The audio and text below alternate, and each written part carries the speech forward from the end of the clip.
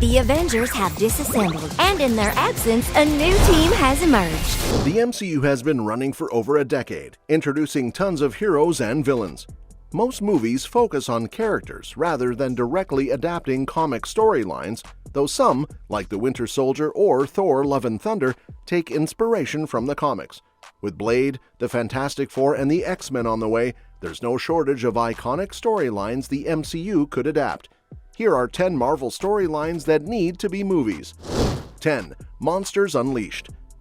Monsters Unleashed started as a black and white horror magazine in the 1970s, running from 1973 to 1975 under Magazine Management, which was related to Marvel.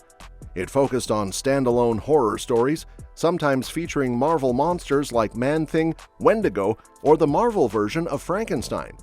Because it was a magazine and not a standard comic book, it didn't follow the comics code, so it could include more graphic content like partial nudity, stronger violence, and some profanity. The magazine also included text features on monster movies, and it was edited by Roy Thomas, Tony Isabella, and Don McGregor at different points. Its painted covers were done by artists like Ray Morrow, Boris Vallejo, and Neil Adams. Fast forward to 2017, Marvel revived the title with 2 miniseries. The second volume kicked off a company-wide crossover event called Monsters Unleashed, where giant monsters started falling from the sky all over the world. Heroes like the Avengers, X-Men, Black Panther, Guardians of the Galaxy, Inhumans, and others had to fight these creatures. Elsa Bloodstone discovers a prophecy about the Monster King, and an Inhuman kid, Kay Kawadi, turns out to have the power to summon monsters called Goliathons to help defeat the invading Leviathans. Key eventually masters his powers and defeats the Leviathan Queen with his monster allies. The third volume follows Key, Elsa, and his summoned monsters, Agish, Slizik, Scrag, Hyvo, and Makara, fighting giant threats while also dealing with intelligentsia. The 2017 crossover received mixed reviews, averaging around 6.9 out of 10, but it brought together a lot of Marvel's heroes and monsters in one chaotic, monster-filled event, which will be cool to see in a movie. 9. The Young Avengers: The Children's Crusade. The Children's Crusade was a Vertigo crossover published in 1993 to 94, spanning 7 issues and marking Vertigo's first attempt at a shared storyline across its titles. The 2 bookend issues were written by Neil Gaiman and Elisa Whitney, while the middle 5 issues came from the annuals of ongoing Vertigo series, including Black Orchid, Animal Man, Swamp Thing, Doom Patrol, and Arcana: The Books of Magic. The crossover was not a huge commercial success, and Vertigo later moved away from shared universes, though individual characters like John Constantine would still pop up in other titles. The story follows the Dead Boy detectives, Edwin Payne and Charles Rowland, ghostly detectives who were hired to find missing children in the English village of Flaxdown. It turns out that the children have been taken to a magical place called Free Country, where kids never grow up and are free from adult oppression. Free Country is run by a council of long-lived children, and to strengthen the realm, they bring in 5 especially powerful kids. The story deals with themes like child abuse and the consequences of trying to create a utopia for children. The Arcana Annual focuses on Timothy Hunter from the Books of Magic, who is recruited by a dancer named Maria to help Free Country.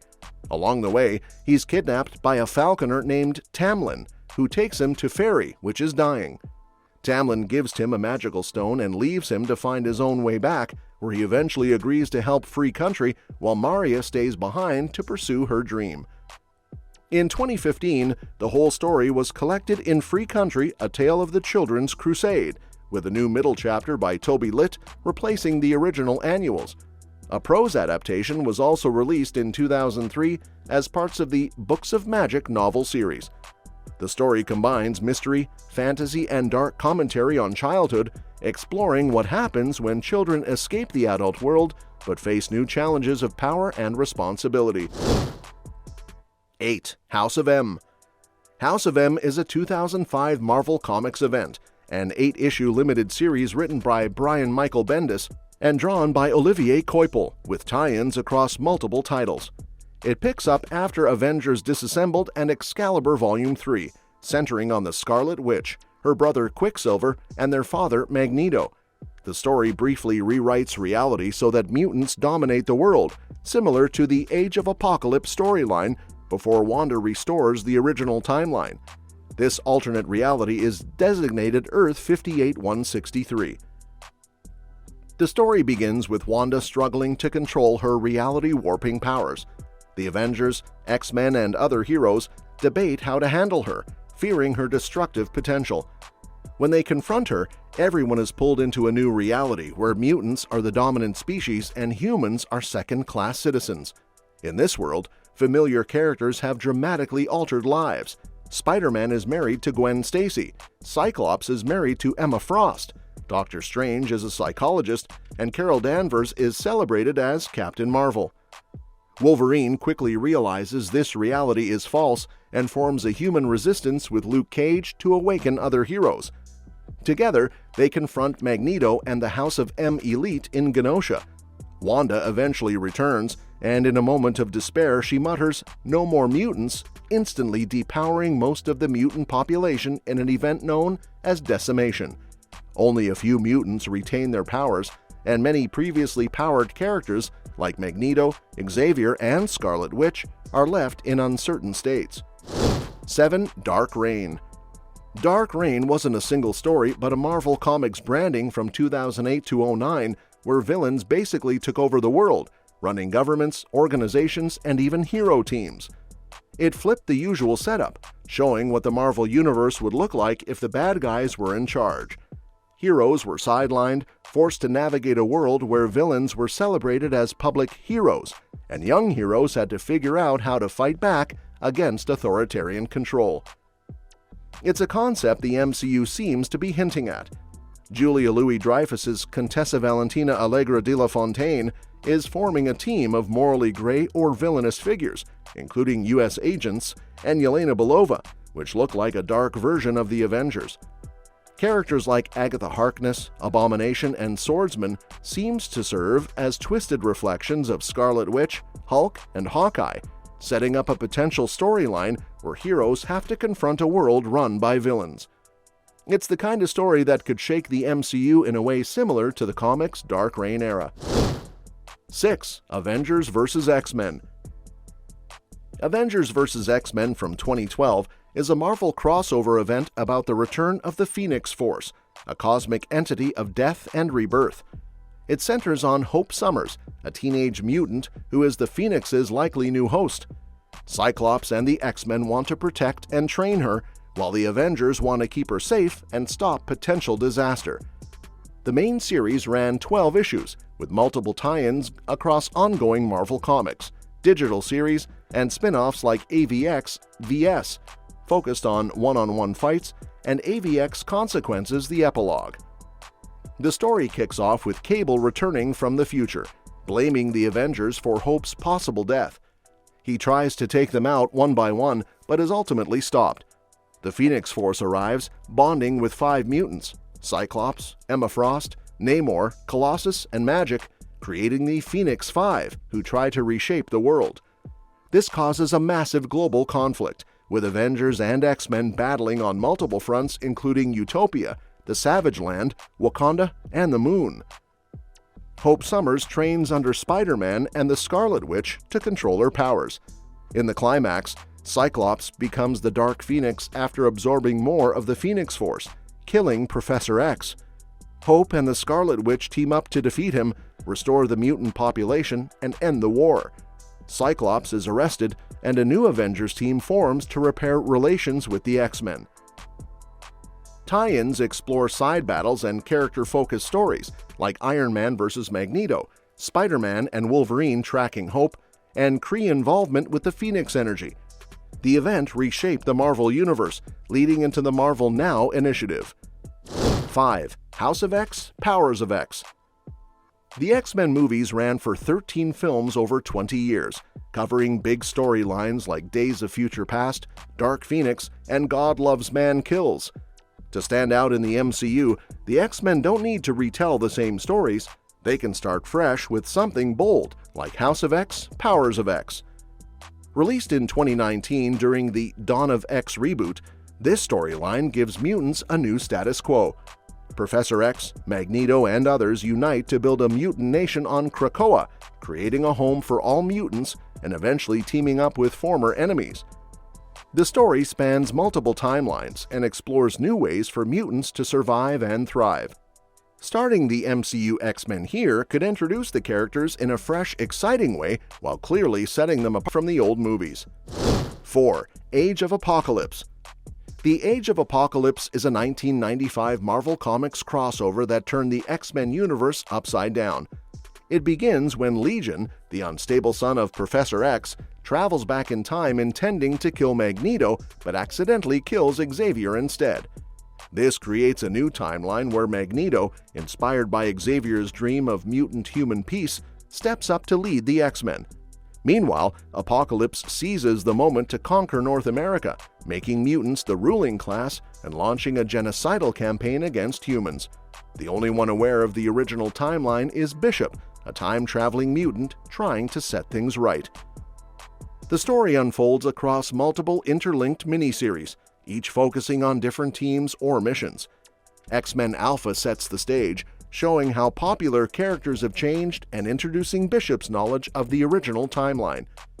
Excalibur follows Nightcrawler on a mission to verify Bishop's story with the future-seeing mutant Destiny, encountering both allies and enemies along the way. Gambit and the Externals travel into space to retrieve a shard of the M'Kraan crystal, a crucial artifact for confirming alternate reality. Other series focus on specific teams dealing with Apocalypse's reign. Generation Next follows young mutants attempting to rescue Illyana Rasputin from the villainous Sugar Man. Astonishing X-Men, led by Rogue, take on Holocaust, one of Apocalypse's sons, while protecting humans. The Amazing X-Men, led by Quicksilver, help evacuate humans and rescue captured allies. Weapon X shows Logan and Jean Grey working for the Human High Council while grappling with moral dilemmas. Factor X depicts Apocalypse's elite mutant force maintaining control over breeding pens, highlighting betrayals and shifting alliances. X-Man centers on Nate Grey, the powerful telekinetic born from Cyclops and Jean Grey, leading a group of outcasts against Apocalypse. 3. Inferno. Inferno is a 1989 Marvel Comics crossover that spanned the X-Men family of titles, including the Uncanny X-Men, X-Factor, Exterminators, Excalibur, and the New Mutants. The story centers on a demonic invasion of New York City, with major arcs involving Madeline Pryor's corruption into the Goblin Queen and Illyana Rasputin's final transformation into Darkchild. Other series, like Spider-Man tie-ins, show characters like Hobgoblin possessed by demons. The core series were written by Louise Simonson and Chris Claremont, with artwork from Brett Blevins, Mark Silvestri, and Walt Simonson. The plot kicks off when demons Sim and Nastir target magic of the New Mutants, whose teleportation powers can open portals between Limbo and Earth. Nastir traps the New Mutants in Limbo, manipulating magic into opening a gateway to Manhattan.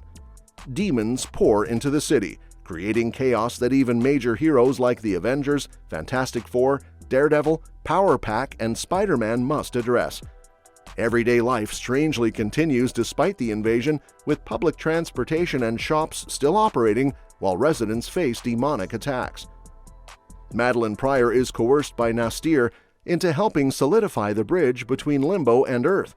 Under the influence of Inferno's magic, the X-Men attack the Marauders, though Colossus resists the spell. Magic's brother Colossus ultimately saves her, prompting her to renounce her demonic powers and banish most demons back to Limbo.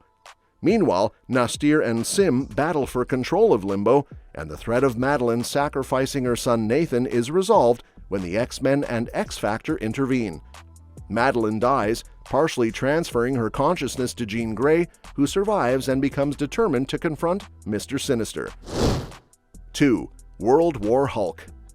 World War Hulk is a 2007 Marvel Comics crossover storyline centered on the Hulk, spanning a self-titled 5-issue limited series, as well as tie-ins like World War Hulk Frontline, Gamma Corps, and X-Men. Written by Greg Pak with art by John Romita Jr., the story continues the events of Planet Hulk, where the Hulk was tricked into exile by the Illuminati. While on the planet Sakaar, Hulk's pregnant wife Kyra dies in the explosion of the spacecraft that sent him away, fueling his desire for revenge against the Illuminati. The storyline begins with Hulk returning to Earth with his war-bound allies, Heroium, Korg, Elokafi, Meek, No Name of the Brood, Arch E5912, and Mung. He stops at the moon to defeat Inhuman King Black Bolt and proceeds to Manhattan demanding the presence of the Illuminati. Hulk confronts the X-Men, defeating several teams and the Juggernaut, but spares them after learning about the M-Day incident. He then battles Ghost Rider, Iron Man, destroying Stark Tower, the New Avengers, the Mighty Avengers, Doc Samson, and the Fantastic Four, placing obedience discs on defeated heroes to prevent them from using their powers. Hulk transforms Madison Square Garden into a gladiatorial arena, staging battles for the public while declaring his mission is for justice, not murder. A confrontation with Sentry ensues, which levels the city until the Hulk reverts to Bruce Banner. Meek reveals that the Red King's loyalists caused the explosion on Sakaar, not the Illuminati, leading to Banner emitting uncontrollable energy. Stark uses weaponized satellites to subdue him, and Banner is imprisoned underground while the Warbound are taken into U.S. military custody. Namor is spared as he opposed Hulk's exile from the beginning. 1. King in Black. King in Black is a Marvel comic event written by Donny Cates with art by Ryan Stegman, running from 2020 to 2021. It follows up on 2019's Absolute Carnage and also ties into the fallout from 2020's Empire. The story centers on Null, the god of the symbiotes, invading Earth. Heroes like Eddie Brock Venom, the Avengers, and the X-Men all step up to try and stop him. The prelude kicks off with the Guardians of the Galaxy investigating the death of Zinrik's Emperor Stoat, discovering the Chitauri Peacekeeper and Profiteer were behind it. Zoralis Gupa warns that entire planets are dying across the galaxy, signaling the arrival of a threat even bigger than Galactus, Null. Meanwhile, Emperor Hulkling sends Talos to check on Kree and Skrull bases, but he encounters Null and barely survives. On Earth, Spider-Man gets dragged into the chaos when an entity named Mr. E possesses Alistair Smith and sets up a trap at Ravencroft. At the same time, Kang the Conqueror is trying to scan the universe for threats, but ends up stranded in space. Once Null's approach to Earth is detected, Eddie Brock senses the danger and alerts the Avengers. The fight quickly escalates, with symbiote dragons attacking and Iron Man using old Kree and Skrull warships as explosives to slow them down. The Avengers, Fantastic Four, and Spider-Man team up to fend them off while Eddie tries to keep his son Dylan safe. Null shows up personally, taking control of Sentry and forming a giant symbiote barrier around Earth. Eddie tries to reason with Null, but the god of the symbiotes rips the Venom symbiote off him and sets his sights on Dylan. We've already seen some hints of Null in Venom 3, so the whole event taking place does not seem far-fetched. Let me know what you think in the comments below, and don't forget to subscribe. We'll be bringing you more updates on this and other exciting upcoming movies and shows. We'll see you next time.